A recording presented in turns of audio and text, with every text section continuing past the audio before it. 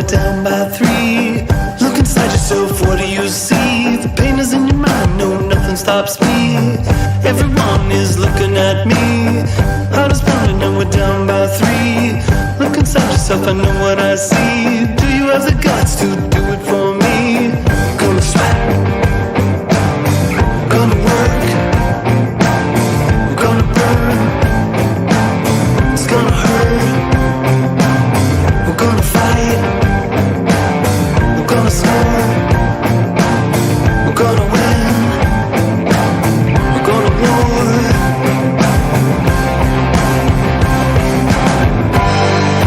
Right of the glass, kick some ass,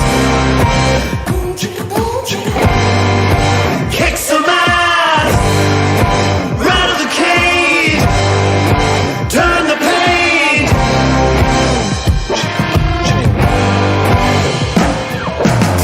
Time to break, not gonna choke. Game over, no class, don't gloat. If we win, we'll be the GOAT. Do you have the heart to give him some hope? Everyone is looking at me. Time to protest, I'm on my knees. Raise my fist so that everyone sees. I'm gonna stand up for what I believe. Gonna sweat, gonna work, gonna burn, it's gonna hurt, we're gonna fight, we're gonna score, we're gonna win, we're gonna war.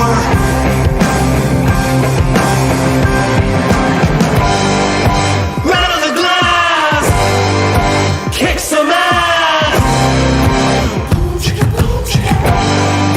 kick some ass, right of the cage, turn the page.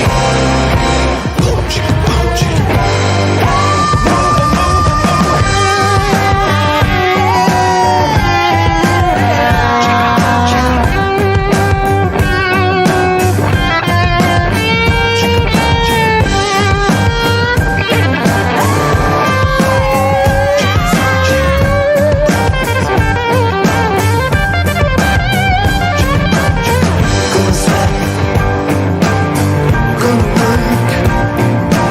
work, we're gonna burn, it's gonna hurt, we're gonna fight, we're gonna score, we're gonna win, we are going to war.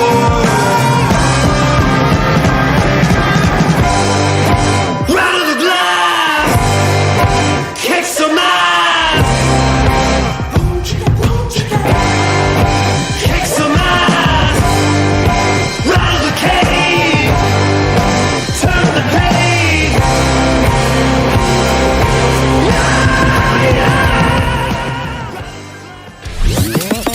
Here we go.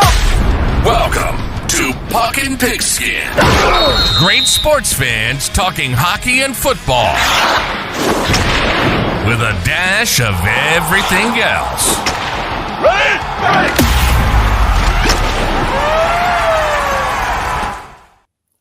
Hey, sports fans and friends, thank you for tuning in on the Puck and Pigskin Facebook page, the Shotgun Sports Network YouTube channel, or wherever you get your podcasts. We're coming to you live from Puck and Pigskin World Headquarters in Red Deer, Alberta. Please smash the like and subscribe buttons and hit the notification bell to be notified whenever we go live and post. And don't forget to drop your comments and questions into the chat, because viewer interaction is one of the best things about doing a fan-sided show live. Another great show for you tonight, maybe the biggest one in Puck and Pigskin history. CFL legend Charleston Hughes will join us to talk about his great career, retirement, and more. Then Joe Pritchard from the Rouge, White, and Blue podcast hops on to discuss the Winnipeg Blue Bombers, CFL playoffs, and more. But first, let's start off with the Fire and Horsepower Report, brought to you by the Elks Herd. Catch Catherine and Scout keeping you up to date on the Edmonton Elks and all Edmonton sports every Wednesday night at 8:30 Mountain Time on the Shotgun Sports Network YouTube channel and the Elks Herd Facebook page. Calgary Flames closed out the preseason with back-to-back losses to the Winnipeg Jets by scores of 5-2 and 3-2. The Flames finished the preseason with a record of 5-2-1. The Flames will kick off the regular season tomorrow in Vancouver against the Canucks, then host the Philadelphia Flyers on Saturday. In transactions, the Flames made their final cuts in transactions on their opening and their opening night roster is set. Between the pipes, they'll be starting with Dustin Wolf and Dan Vladar. Defense will be Rasmus Anderson, Kevin Ball, Tyson Barrie, Jake Bean, Joel Hanley, Mackenzie Weegar, Daniel Miramanov, and Braden Patchell. Forwards will be Jonathan Huberdeau, Michael Backlund, Blake Coleman, Kevin Rooney, Matt Coronado, Sam Hunzik, Anthony Mantha, Adam Klapka, Connor Zary, Ryan Lomberg, Martin Pospisil, Nazem Kadri, Andrei Kuzmenko, and Igor Sharangovich. The Calgary Stampeders were officially eliminated from the CFL playoffs on Friday night with a 32-15 loss to the BC Lions. The only bright spot might be the Edmonton Elks also being eliminated from the playoffs on Saturday, unfortunately, meaning the Riders will be in the playoffs. You can see post-game news and reactions from players and coaches at stampeders.com. Stampeders' next game is this Saturday, October 12th, hosting the Edmonton Elks at McMahon at 1 p.m. October 2nd, the Stampeders signed American defensive back Clifford Chapman and American receiver Mike Harley Jr. Then on the 5th, they signed American defensive lineman Jalen Hutchings and released American defensive lineman Brandon Matterson. That's the Fire and Horsepower Report brought to you by the Elks Herd. All right, our first guest is a CFL legend in my books. He's a 2-time Grey Cup champion, 4-time CFL sack leader, and 6-time CFL All-Star. All the way from Texas, Charleston Hughes. Welcome to Puck and Pigskin. Oh, I think you're muted. Thanks for having me. There we go. How you doing, man? I'm doing pretty good, man. I'm just, enjoying the Texas weather and just living life. I was wondering, actually, before we came on, what's the Texas weather like these days? Is it tornado season or what's happening down there? It's all right now. It's more like hurricane season in southern Texas, Florida, all around the coast. But I'm more inland, so I don't have to worry about stuff like that. I just got to worry about desert heat. Desert heat. You're used to that. You used to play in Saskatchewan. There's some wicked heat there. Oh, yeah. It's flat land. So now you're born in Saginaw, Michigan, where you also went to high school. Did you play high school football? I did. I played high school football at Saginaw High. I enjoyed every minute of that. I tell everybody, I wasn't a good football player in high school, though. I didn't really blossom until I got to university and really got to compete and actually be in a position where I can actually see things. I had my hand in the dirt when I was in high school. So I was a D tackle at 180 pounds. Oh, okay. Yeah.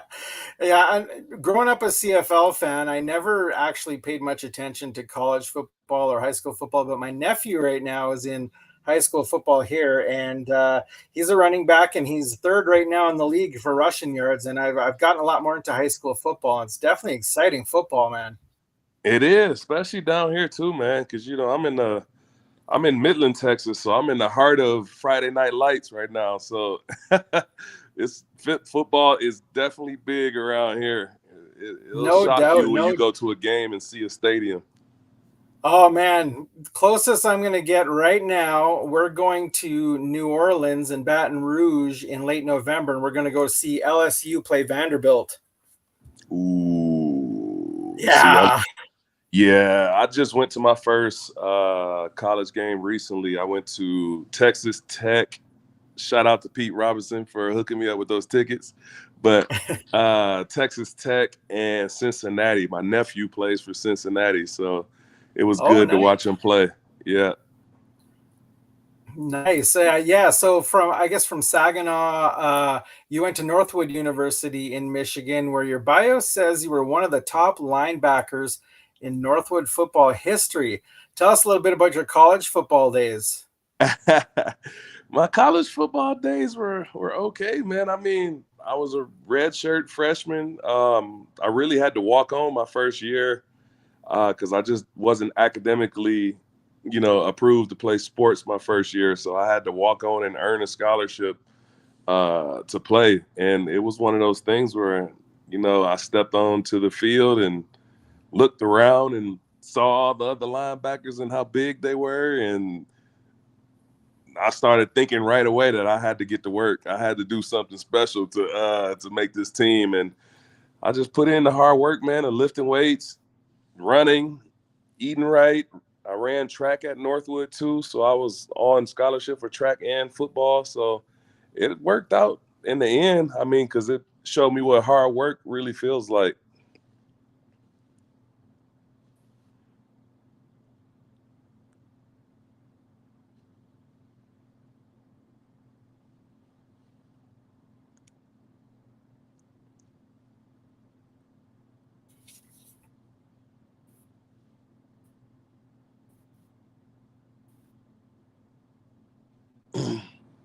Just caught the end of that.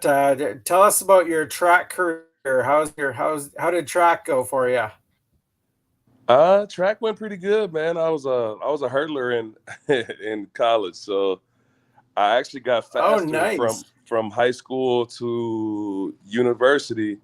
I ran way faster times than I did when I was in high school. So the thing is it actually worked out in my favor. I ended up placing in the conference, in the 110 and 400-meter hurdles. And I mean, I was at my fastest when I was running track. So, and I was good at it. Like track is actually like my first love. It's really the sport that I kind of fell in love with before anything else.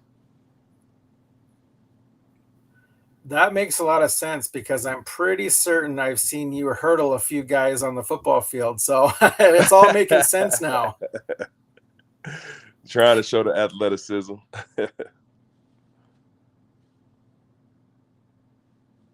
Stampeders, where you recorded a career high 66 tackles, 5 of which were quarterback sacks. You won your first of 2 Grey Cups that year. Tell us about that season and what it was like winning your first Grey Cup.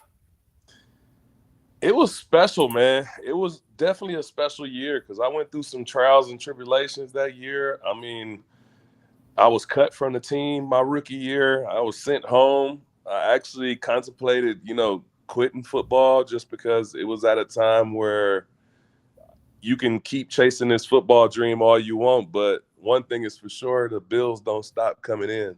So so you just got to kind of make the best of your situation and just play through it, figure out what you want to do in life. Especially when I got sent home like that, I really had to evaluate what I wanted to do. And then the team called me back and asked me if I wanted a second chance. And, it was lights out from there. I was like, heck yeah, I want a second chance and I'm not going home. So the thing is I put my all into it. When I came back to the Calgary Stampeders, and I made the best out of my situation.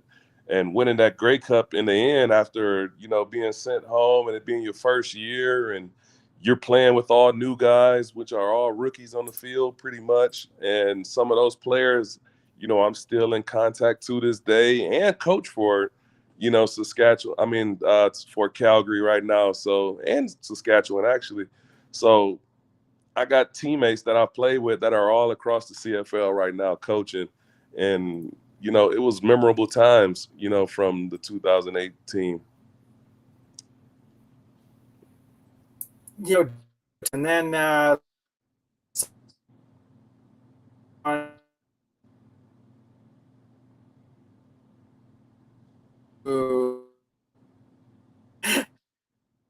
have to. I'm a Stampeders fan. We went to Toronto for one season and then back to the Riders. Tell us which team you had the most fun and enjoyed playing for more, and why was it the Calgary Stampeders? Man, you know what? I really, really enjoy, playing for Calgary and I enjoyed playing for Saskatchewan as equally. I would not call favorites out of neither one of those teams. I would just say, you know what? I enjoyed playing in the CFL period. I enjoyed playing for Calgary. I played there for 10 years. You know, I became, you know, I tied the all-time franchise sack record there for a career with Will Johnson. You know, I appreciate all the love and support that I got from the team and the coaching staff and, you know, everybody that I played for in Calgary. And to move on to another team like Saskatchewan and still get the same support like I've played there my entire career was absolutely amazing. And it was a thrill to play for Saskatchewan just as much. And I felt like I was a part of that community. Again. Yeah, I felt like I was a part of that community for 10 years. So I enjoyed it.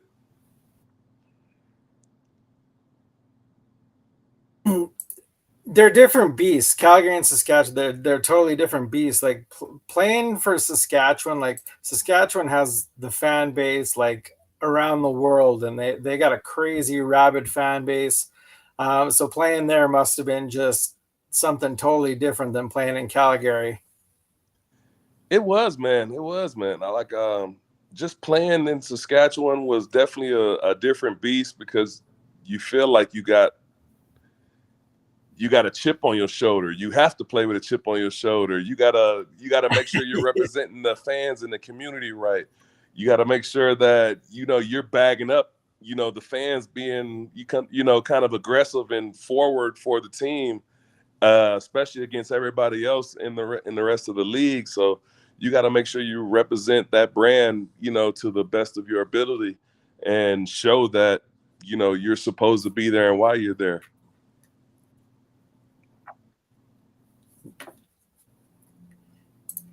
Yeah. So is there any particular sack or tackle in your career that sticks out in your mind as your favorite or best? Ooh, I don't know, man. Probably all of them. They all count. They all count. That's right. They all count. So it's like, it ain't no sack better than the next one. I think somebody needs to update Wikipedia too, because Wikipedia says you have 132. I believe you have 136, don't you? Yeah, I got 136 sacks, and I've led the CFL in sacks like maybe 6 times. Yeah, you sure did. 6 times, yeah. I did 4. I did 4 consecutive. Yeah, you're definitely a force to be reckoned with out on the football field. Now you had 4 or 5 great seasons in a row right before the canceled season. Then after that, you only played a couple half seasons. Is that because of an injury? Not really. Not really. Slow man. down and most of the reason why is because, you know, COVID year kind of hurt my career for the most part. You know, I dealt with something that, especially on the back end of my career at my age, you know, I was really holding on for the most part, and I was maintaining, you know, great football play and maintaining a good career, and I was maintaining my body. I was still training, working out, and then when gyms got shut down, when, you know, physical activity went to a pause, I think he disappeared.